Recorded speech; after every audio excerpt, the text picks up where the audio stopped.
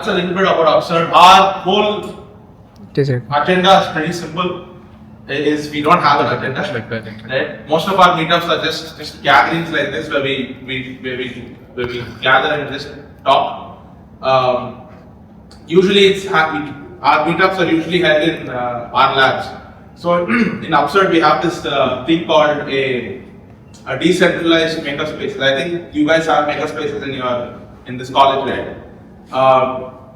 The thing is, okay, in a college it might work because the college get funded.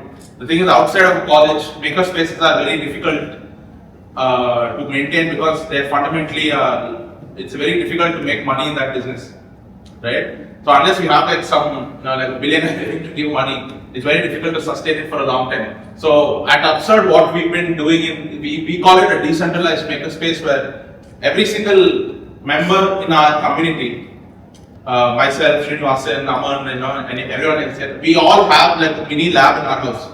We don't have all the tools, but we have enough to get started or to do enough, right?